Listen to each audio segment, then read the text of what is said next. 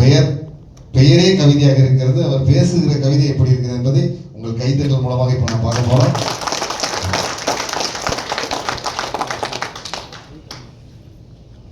அனைவருக்கும் வணக்கம். மரங்களை பாடுவேன்.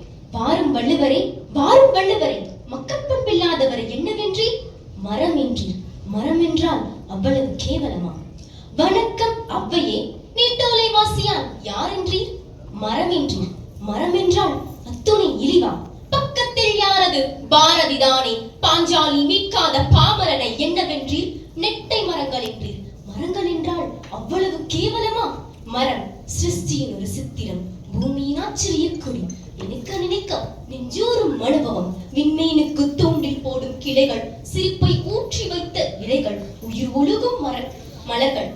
மனிதன் தாரா ஞானம் மரம் தருகிறது எனக்கு.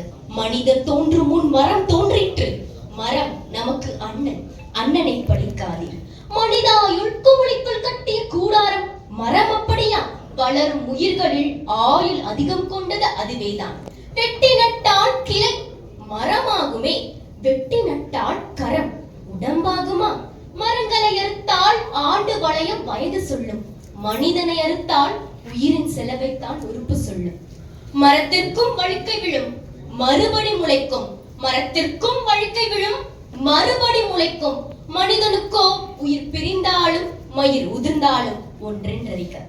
மரங்கள் இல்லையே காற்று இங்கே போய் சலவை செய்வது, மரங்கள் இல்லையே மழைக்காக இங்கே போய் மனு செய்வது, மரங்கள் இல்லையே மண்ணின் மடிக்குள்ளே ஏதப்பாய் ஏறி பறவைக்கும் விலங்குக்கும் மரம் தரும் உத்திரவாதம் மனிதர் நாம் தருவோமா?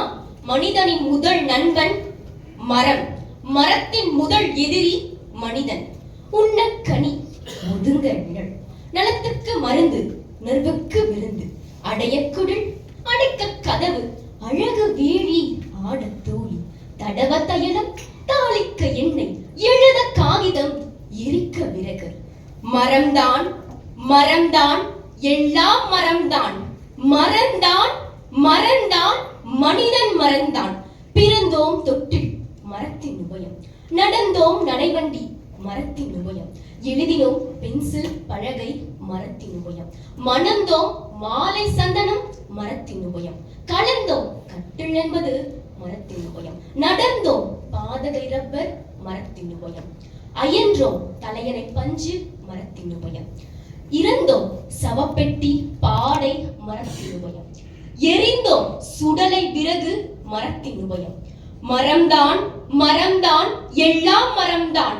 மரம்தான் மரம்தான் மனிதன் மரம்தான். மனிதா, நீ மனிதனாக வேண்டுமா? மரத்திடம் செல்.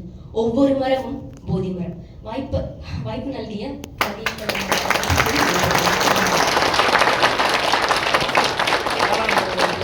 இன்னும் உச்சமான கைத்தட்டல்.